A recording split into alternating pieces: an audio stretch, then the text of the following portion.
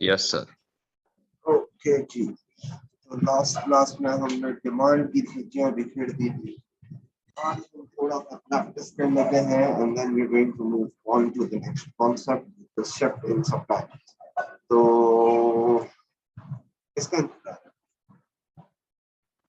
everyone here, यही तो मसला है, अटेंडेंस कम हो जाती है ऑनलाइन आते आते। There are only 6 people in the class.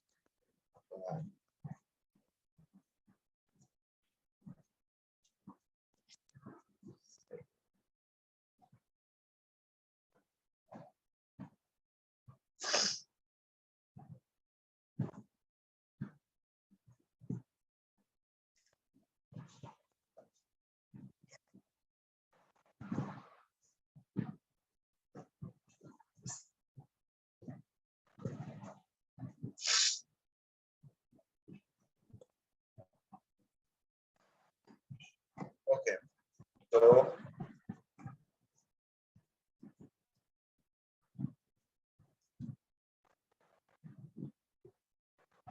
question है, analyze using demand and supply diagram the effect of an ad stating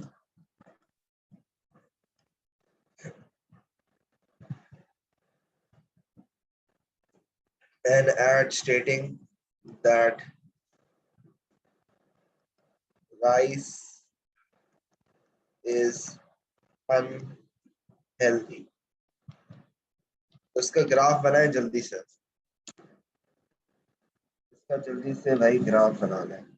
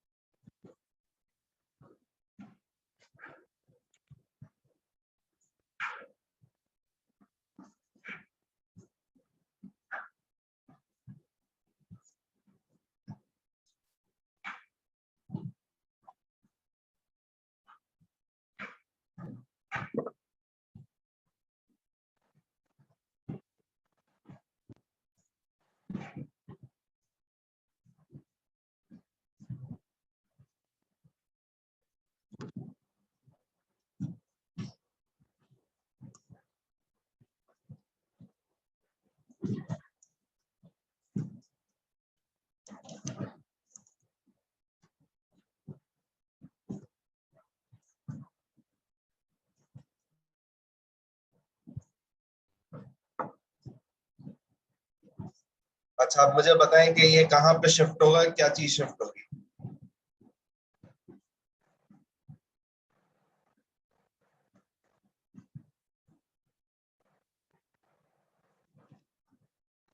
क्या चीज शिफ्ट होगी और कहाँ शिफ्ट होगी? Sir demand left side shift हो जाएगी। डिमांड कम हो जाएगी, it would shift to the left, D1। As a result price क्या हो जाएगी? P1 पे आ जाएगी, क्वांटिटी Q1 पे आ जाएगी और ये हो जाएगा E1। अब मुझे बताएं क्या चीज मिसिंग है इस ग्राफ में? सर इसके अंदर हमारा Arrows. डिसइक्विलिब्रियम और जो है एरोस। क्या लेबलिंग मिसिंग है भाई? इसमें भुट्टो मिसिंग है सिर्फ। एरोस रहेगा, वो तो बन गया। सही है। अब एक्सप्लेनेशन में आपको नहीं लिखा था, ठीक है, लेकिन मैं एक कॉन्सेप्ट पे बात करना चाह रहा हूँ। मैंने आप लोगों को पढ़ाया है कि जब भी प्राइस कम होती है क्वांटिटी डिमांडेड बढ़ जाती है, यही पढ़ाया। This is known as a contraction, sorry, this is known as an extension, this is known as an extension. मेरा सवाल आप लोगों से बड़ा सिंपल है कि सर इस ग्राफ में प्राइस कम हो रही है लेकिन डिमांड भी कम हो रही है, तो क्या ये कॉन्सेप्ट गलत है या ये कॉन्सेप्ट गलत है? दोनों में से क्या चीज गलत है?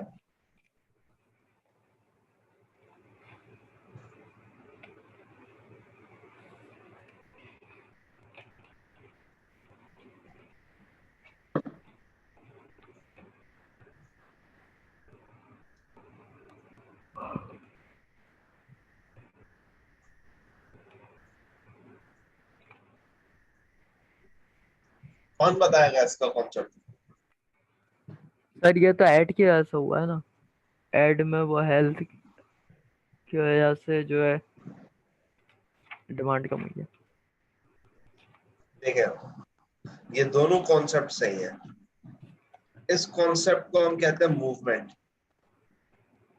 मूवमेंट कब आती है भाई? मूवमेंट जब आती है जब आपके पास प्राइसेस चेंज होती है, सही है। लेकिन ये जो दूसरा कॉन्सेप्ट है ये शिफ्ट है, तो इसमें डिमांड शिफ्ट हुई है, मूव नहीं हुई है। तो जब शिफ्ट होता है तो ग्राफ से पता चलता है कि भाई हो क्या रहा है।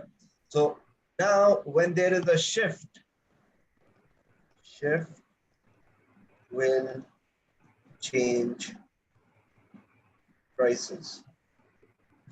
यहाँ पे प्राइसेस चेंज हो रही है जिसकी वजह से क्वांटिटी डिमांडेड अफेक्ट हो रही है। शिफ्ट होता है तो शिफ्ट खुद ही प्राइसेस को चेंज करता है। आगे बात समझ में? This concept is known as change in demand versus change in quantity demanded. जो क्वांटिटी डिमांडेड जो चेंज होती है, this is known as a movement and this is known as a shift. It's very important for you people to be able to distinguish this. Paper में अक्सर question आ जाता है change in demand, बस ये लिखा हुआ है। तो आपको पता होना चाहिए चेंज इन डिमांड के मायने हैं इट्स अ शिफ्ट, या आ जाता है चेंज इन क्वांटिटी डिमांडेड, तो उसके मायने क्या है ये तुम्हें पता होना चाहिए। सो नेक्स्ट क्वेश्चन की तरफ आते हैं। अगला क्वेश्चन लिखा है, अगली heading sorry, shift in supply. Copy कर लेंगे, कॉपी कर लें, and then we are going to start off shift in supply.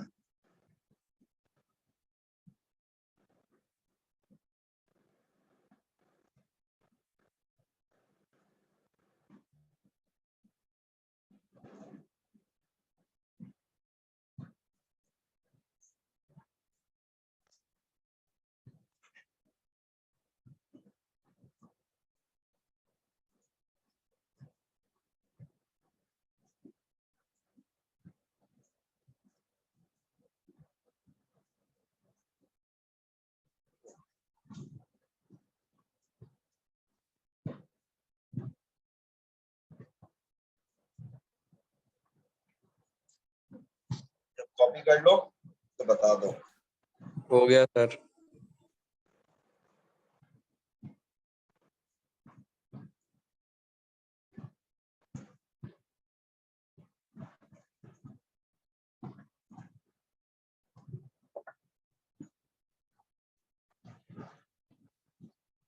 Okay, so people are coming in. 9 people have joined. 10. Let's move on. अगला concept क्या है? Shift in supply. जिस तरह demand shift होती है उसी तरीके से सप्लाई भी शिफ्ट होती है। तो पहले शिफ्ट देख लेते हैं कि दिखता कैसा है।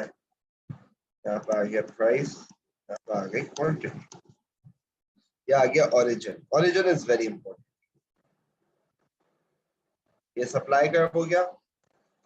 अब इसमें if you're moving towards the right hand side, it's a shift outwards. If you're moving towards the left hand side, it is a shift inwards. सही है ना? तो S2 के मायने हैं शिफ्ट इनवर्ड्स। और इससे मुराद ये है कि the supply at every price has decreased. The supply at every price has decreased। और जो S1 है that is shift outwards। और इसका कॉन्सेप्ट क्या है? The supply at every price has increased। अभी कॉपी नहीं करें, अभी से समझेगा, सही है? अब शिफ्ट इन सप्लाई होता कब है?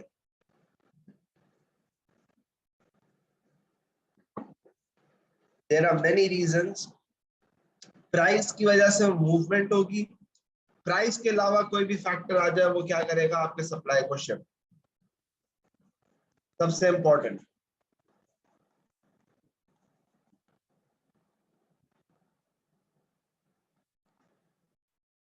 Cost of production. Let's say हमारे पास एक प्रोडक्ट है जिसकी सेलिंग प्राइस है 10, उसकी कॉस्ट है 8, प्रॉफिट हो गया 2 रुपए का, सही है? अगर हमारी कॉस्ट ऑफ प्रोडक्शन चेंज होती है, let's say the selling price is 10, cost of production 7 हो गया, हमारा प्रॉफिट 3 हो गया। अगर हमारी कॉस्ट ऑफ प्रोडक्शन चेंज होती है तो हमारे प्रॉफिट्स पे इम्पैक्ट आता है। So whenever the cost of production increases, our profits will decrease। Whenever profits decreases, tell me, will the supplier supply more or will the supplier supply less? Less। तो supply invert shift हो जाएगी, वो अपना पैसा किसी और कारोबार में लगा देगा। जब भी कॉस्ट ऑफ प्रोडक्शन कम होगी, प्रॉफिट्स बढ़ जाएंगे, सप्लाई बढ़ जाएगी, सही है? तो असल जो ताल्लुक होता है वो होता है प्रॉफिट से, सप्लाई का ताल्लुक होता है प्रॉफिट से, क्योंकि profit is the reason why a supplier is producing goods and services. Number 2, indirect taxes.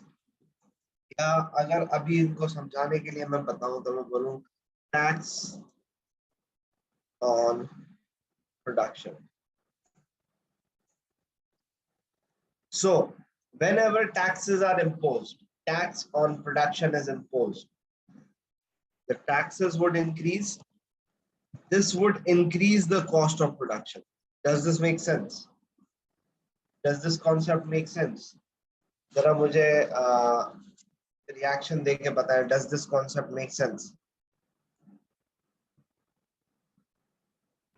Yes sir. आपका थम्स अप आ गया, बाकी लोग भी दे दे थम्स अप यार।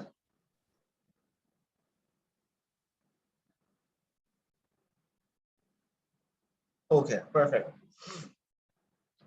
तो जब भी टैक्सेस बढ़ेंगे कॉस्ट ऑफ प्रोडक्शन बढ़ जाएगी, लीडिंग टू लोअर प्रॉफिट्स। जब प्रॉफिट कम होंगे तो सप्लाई क्या हो जाएगी? कम। इसीलिए तो आप देखें जब टैक्सेस बढ़ाए जाते हैं सबसे ज्यादा रोना धोना कौन करते हैं? शॉपकीपर्स कर रहे होते हैं। कोई भी इंडस्ट्री कर रही होती है जो प्रोड्यूस कर रही होती है, सबसे ज्यादा वो लोग रोएंगे क्योंकि उनके प्रॉफिट्स कम हो जाते हैं। सिमिलरली अगर टैक्सेस कम हो जाते हैं तो cost of production will decrease.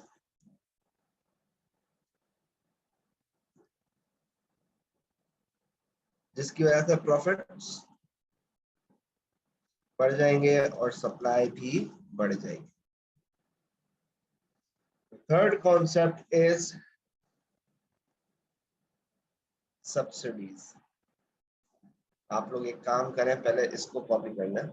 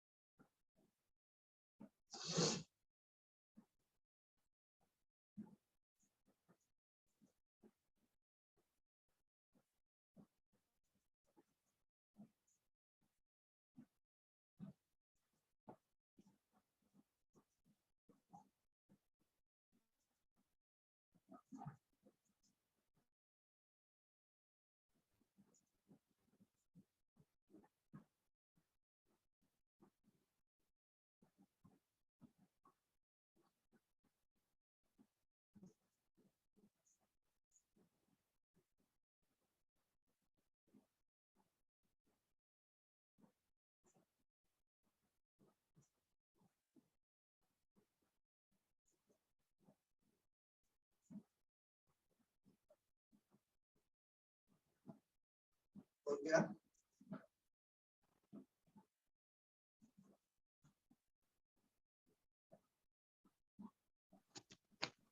Sir इस टैक्सेस वाली हेडिंग में कॉर्पोरेट टैक्सेस भी आ सकते हैं ना, मतलब डायरेक्ट टैक्स? नहीं नहीं, डायरेक्ट टैक्स नहीं आ सकते। अगर डायरेक्ट टैक्स आ सकते थे तो मैं इनडायरेक्ट टैक्स भी लिखता, मैं टैक्सेस ही लिख देता। Okay sir.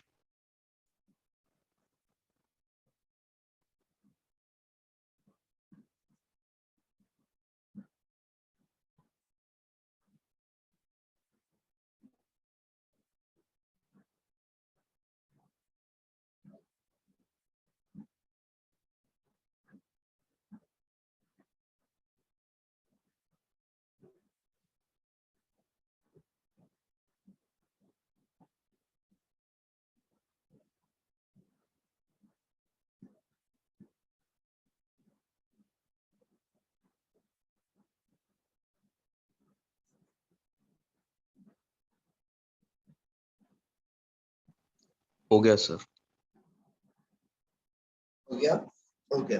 अब देखिए, अगर इनकम टैक्स चेंज हो जाए तो उससे अफेक्ट ये होगा कि लोगों की इनकम चेंज हो जाएगी, और income is a factor that will affect the demand, not the supply. आगे बात समझ में? Direct taxes will affect the demand, will shift the demand because income change होगी। Indirect taxes will shift the supply. अब subsidies का जो concept है, it's the opposite of taxes. तो सर वो कॉर्पोरेट टैक्सेस कंपनीज पर लगते हैं तो उनकी प्रॉफिटेबिलिटी कम हो जाती है, कि उनका हाँ, कुछ परसेंटेज? प्रॉफिटेबिलिटी कम हो जाएगी, उसकी वजह से ओनर्स के इनकम कम हो जाएगी। हाँ सही, तो जिसकी प्रॉफिट वजह कम हो से जाएगा। सही है, तो ओके, जिसकी वजह से तो क्या वो होगा सप्लाई कि में करेगा। सप्लाई शिफ्ट नहीं होगी, डिमांड शिफ्ट होगी। Okay sir. चाहिए? अब आ जाए सब्सिडीज पे। सब्सिडीज का concept is the opposite of taxes. Let's say एक गांव है, उस गांव का नाम है बिलालपुर। सही है? अब बिलालपुर में बिलाल की एक एसी की फैक्ट्री है, और पूरा गांव एसी की फैक्ट्री में काम करता है। तो मैंने अपने मुंशी को बुलाया, मेरे अकाउंटेंट को बुलाया, मैंने बोला हाँ भाई कितना नुकसान हो रहा है? उसने बोला हर एसी पे 5,000 रुपये नुकसान हो रहा है। हमने बोला बाबा सही, हम कोई बेवकूफ थोड़ी है, हम क्या कर देंगे, इसको क्लोज कर देंगे। उसने बोला वीआईपी है, क्लोज कर दो भाई। हमने बोला कि 1 मंथ बाद फैक्ट्री क्लोज। अब जब गांव में सिर्फ एक ही एम्प्लॉयर था और वो अपनी फैक्ट्री बंद कर रहा है, तो शोर शराबा वहां। गवर्नमेंट को पता चल गया कि भाई इस तरीके का बिलालपुर में सीन होता है। जिसकी वजह से क्या हुआ, जिसकी वजह से गवर्नमेंट के ऑफिशियल्स मेरे पास आया और बोला कि भाई do not close the organisation. मेरा जवाब आया कि I will close the organisation because I am facing losses. The government said कि we will give you subsidies, हम तुम्हें 5,000 रुपए पर एसी दे देंगे। तो अगर एसी की कॉस्ट 55,000 रुपए है और गवर्नमेंट आपको सब्सिडीज दे रही है 5,000 रुपए की, मतलब आपको एसी कितने का पड़ गया अब? 50,000 रुपए का। आई बात समझ में? So whenever subsidies are given, the cost of production will decrease, as a result your profits will increase and your supply will increase. Now subsidies can be in different forms. मिसाल, cash में दे दिया, research में दे दिया, बोला research करो पैसे दे दिए, interest free loans दे दिए। तो ये सारी चीजें आपके पास क्या हो सकती हैं, सब्सिडीज में काउंट हो सकती है। सिमिलरली जब गवर्नमेंट सब्सिडीज को हटाएगी तो कॉस्ट ऑफ प्रोडक्शन बढ़ जाएगी, जिसकी वजह से प्रॉफिट्स क्या हो जाएंगे, कम। तो प्रॉफिट्स कम होंगे तो सप्लाई भी कम हो जाएगी। सही है? So does this make sense?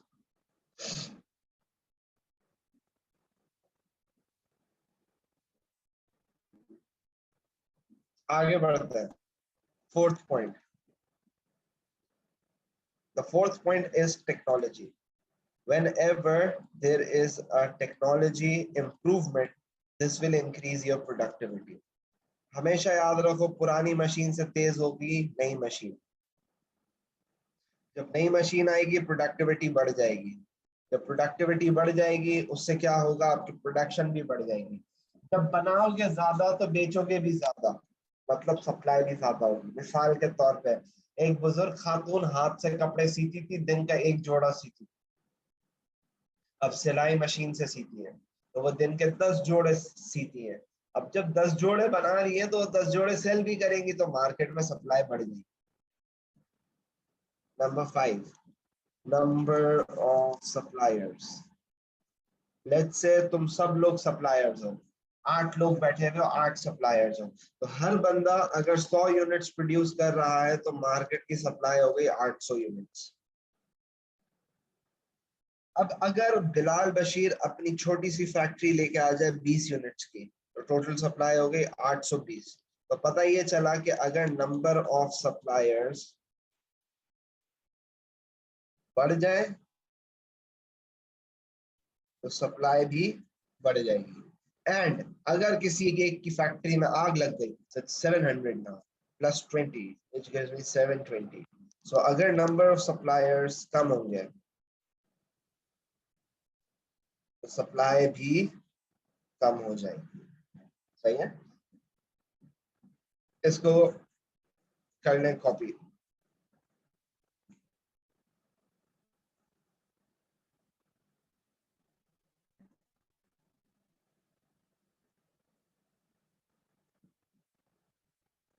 Sir number of suppliers जरा एक और बार बता दें। मार्केट में अगर 10 सप्लायर है, 10 से 12 हो जाते हैं तो मार्केट में supply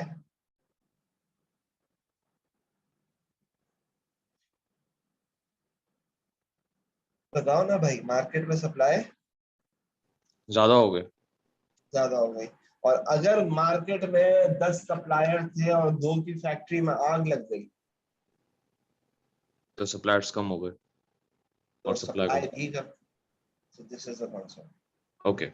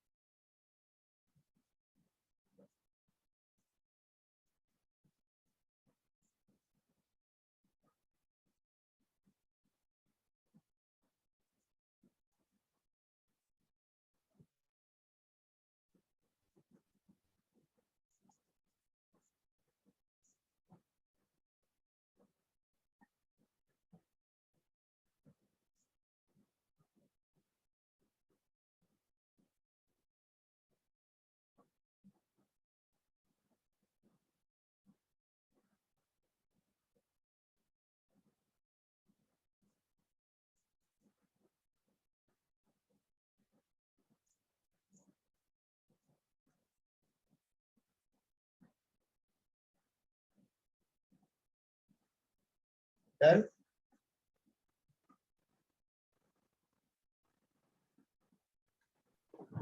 This one.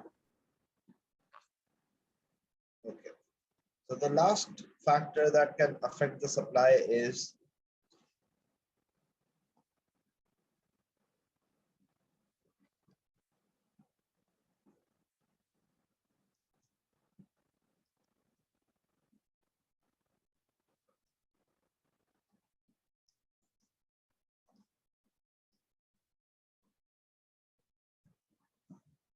jointly produced goods. What do you mean by jointly produced goods?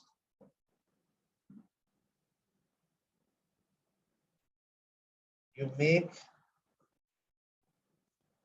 one, you get the other free, जिसे हम कहते हैं बाय प्रोडक्ट। आई बात समझ में? मिसाल के तौर पे वी प्रोड्यूस मिल्क, जब हम मिल्क प्रोड्यूस करते हैं तो we also produce cow dung for fertilisers. पहले तो मुझे ये बताएं कि क्या लोग काउ डंग के लिए भैंसे गाय खरीदते हैं या दूध के लिए खरीदते हैं? दूध के लिए सर। दूध के लिए। So this is more important, यानी वो प्रोड्यूस करते हैं दूध, लेकिन साथ ही साथ काउ डंग भी प्रोड्यूस हो जाता है। सो पता ये चला, if there are more cows, this will lead to more milk, और जब मिल्क बढ़ेगा तो ऑटोमेटिकली काउ डंग की सप्लाई भी बढ़ जाएगी। आई बात समझ में? So if there are more cows, if we need more milk, if we need to produce more milk, we are going to buy more cows. The cows will produce more milk and eventually the supply will also increase. So अब jointly produced products में supply is dependent on the product. There are so many examples of that. मिसाल के तौर पे चावल जब हम उगाते हैं तो हमारे पास जो चीज वेस्ट हो जाती है, that is the feed for the cows. So there are two things being produced, rice and feed cow feed. ये दोनों चीजें भी साथ ही प्रोड्यूस हो रही होती है। तो अगर मार्केट में मिल्क की डिमांड बढ़ जाती है, in order to produce more milk we need more cow. More cow will lead to more cow dung. आगे बात समझ में? Similarly, less cows lead to less milk. Less milk leads to less cow dung और supply भी कम. Does this make sense? The last concept. Yes, ji sir. Okay, इसको कर ले copy and then एक बड़ा मजे का क्वेश्चन।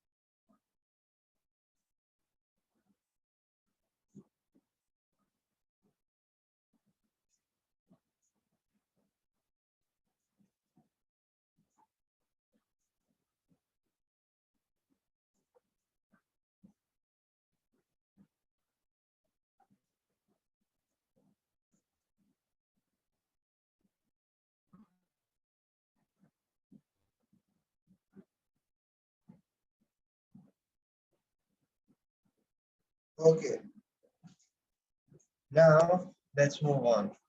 मैं आपको एक मिसाल देता हूँ, सही है? आप मुझे बताएं इसके पीछे क्या मैकेनिज्म है। सर्दियां थी, सही है ना? सर्दियां थी, ठंड लगती थी, अंडों के प्राइसेस में इजाफा हो गया था, 250 रुपए दर्जन अंडे मिल रहे थे। सर्दियां थी, अंडे की प्राइसेस में इजाफा हो गया था, हम मुर्गी लेने चले गए। मुर्गी वाले को बोला, भाई मुर्गी कितने की दे रहे हो? उसने बोला 500 रुपए किलो। हमने बोला महंगाई ने तो आग ही लगा दी है, अंडे 250 रुपए दर्जन, मुर्गी तुमने कर दी 500 रुपए किलो, आखिर है क्या माजरा? तो उसने जवाब दिया कि भाई अंडे हो गए हैं महंगे, इस वजह से मुर्गी की प्राइसेस हो गई हैं ज्यादा। इसके पीछे क्या साइंस है, कौन बताएगा?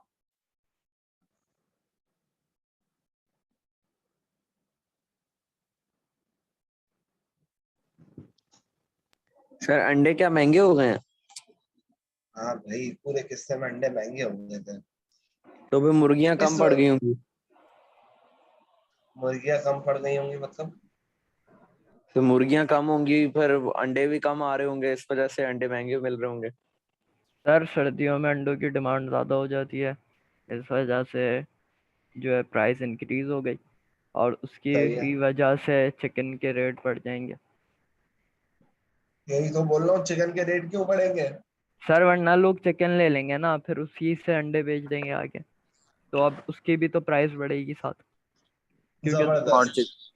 और चिकन सप्लाई देखो, भी नहीं होगी।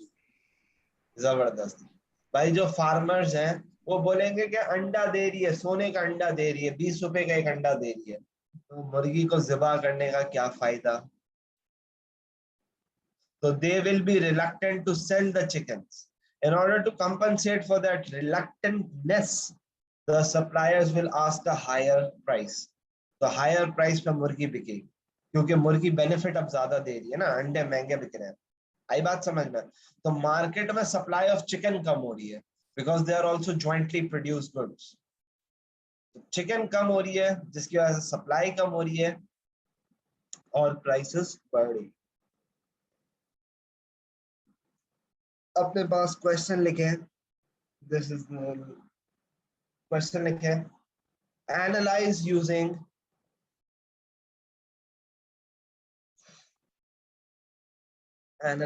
using a demand and supply diagram.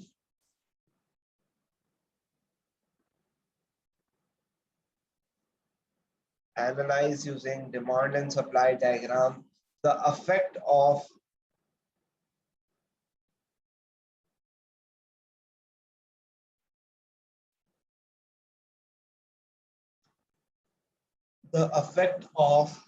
taxes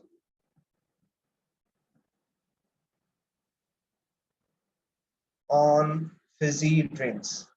The effect of taxes on fizzy drinks. देखें, जिस दिन आप लोगों ने ये सुन लिया कि भाई using demand and supply diagram, तो आपने कुछ भी नहीं करना, आपने स्ट्रेट फॉरवर्ड एक एल बना देना है, इसको लेबल किया प्राइस क्वांटिटी, फिर क्या करना है, एक्स बनाना है। कुछ भी बनाओगे लेबल करोगे, demand supply equilibrium dotted line price quantity. अब मुझे बताएं क्या चीज शिफ्ट होगी? सर सप्लाई भी होगी, डिमांड भी होगी। डिमांड शिफ्ट इनवर्ट्स होगा, शिफ्ट इनवर्ट डिमांड होगा। होगा shift, supply shift inverts, supply shift inverts होगा। सप्लाई तो डिमांड शिफ्ट आउटपुट होगा, जाएगा। सप्लाई। एक सेकंड, सप्लाई की प्राइस बढ़ रही है या टैक्सेस हो रहे हैं? सप्लाई भी कम होगी। सप्लाई भी कम होगी, सब बात क्या, डिमांड भी कम होगी। सप्लाई इनवर्ट शिफ्ट होगा और पहले तो डिमांड मुझे ये बताओ कि ये टैक्स डायरेक्ट है या इनडायरेक्ट टैक्स है? डायरेक्ट है। ये वाला इनडायरेक्ट है। और इनडायरेक्ट है। इनडायरेक्ट, इनडायरेक्ट है, उन्होंने स्पेसिफाई नहीं करा। क्योंकि इनडायरेक्ट क्यों है? क्योंकि it is sir not imposed on income. Income पे लगा हुआ होता तो डायरेक्ट होता। This is an indirect tax. Indirect okay, taxes किसको शिफ्ट करते हैं? सप्लाई। सप्लाई अभी ऊपर पड़ा है, और डिमांड को तो भी करता बता, है, डिमांड को भी करता है। डिमांड को नहीं करता। डिमांड को क्या करता है अभी मैं बताऊंगा। बताएं सप्लाई कहाँ शिफ्ट होगा, इनवर्ट्स इनवर्ट्स 1 पे या 2 पे? 1 पे। 1 पे। तो ये हो गया मेरा supply 1। now this is my E1 Q1 P1। क्या चीज मिसिंग है? एरोस। भुट्टो, प्राइसेस बढ़ गई, क्वांटिटी कम हो गई, इक्विलिब्रियम सप्लाई। तो आप लिखेंगे एक्सेस इंक्रीज होने की वजह से कॉस्ट ऑफ प्रोडक्शन बढ़ गई, जिसकी वजह से प्रॉफिट्स कम हो गए। प्रॉफिट्स कम हो गए तो सप्लाई कम हो गई, सप्लाई शिफ्ट हो गई इनवर्ड्स। अब जब सप्लाई इनवर्ड शिफ्ट हो रही है, this leads to a disequilibrium. कभी भी शिफ्ट आएगा किसी भी चीज का तो it will lead to a disequilibrium. सही है यार, ये क्या भंड हो गया यार, इक्विलिब्रियम, डिसइक्विलिब्रियम। अब ये डिसइक्विलिब्रियम कौन सा है, शॉर्टेज है या सरप्लस है? सर ये Shortage. सरप्लस है। ये शॉर्टेज है। एक सेकंड, P1 पे शिफ्ट हुआ ना, हाँ शॉर्टेज है, प्राइस इंक्रीज। देखिए प्राइसेस बढ़ गई हैं, जब भी प्राइसेस बढ़ती है मतलब शॉर्टेज है। तो मार्केट में एक शॉर्टेज क्रिएट हो गया है, शॉर्टेज की वजह से प्राइसेस क्या हो गई हैं, बढ़ गई हैं। जब प्राइसेस बढ़ती है तो क्वांटिटी डिमांडेड क्या हो जाती है, कम हो जाती है। तो देख लें क्वांटिटी डिमांडेड में मूवमेंट आया है, ये रहा आपका डिमांड का कर्व, ये ई है और ये रहा E1, ऐसा ही है। तो डिमांड के कर्व पे आपके पास मूवमेंट आया है, moving on the demand curve. और मूवमेंट कब होती है, when there is a shift, when there is a change in the price. तो सीक्वेंस क्या बना कि पहले आपके पास सप्लाई शिफ्ट हुई, जिसकी वजह से शॉर्टेज हुई, शॉर्टेज की वजह से प्राइसेस बढ़ी और क्वांटिटी डिमांडेड में मूवमेंट आई, which is known as a contraction. Does this make sense? इसको कॉपी करें और इसकी Yes. एक्सप्लेनेशन भी लिख लो, and then we can end the class.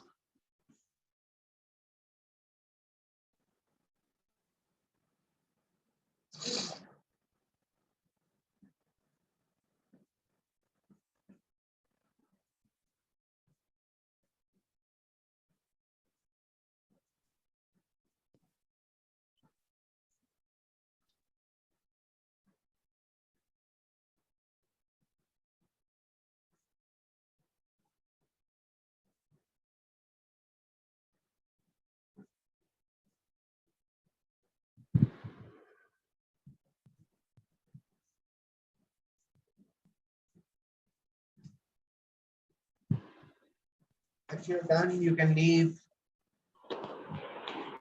We'll discuss on this concept in the next class. कल फिजिकली हम डिस्कस करेंगे। सर इसकी एक्सप्लेनेशन लिखनी है ना? जी, डायग्राम भी बनाना है, एक्सप्लेनेशन भी लिखनी है। डायग्राम तो यही वाली है या कोई और सी है? डायग्राम तो यही वाली है ना मेरे भाई। सही है।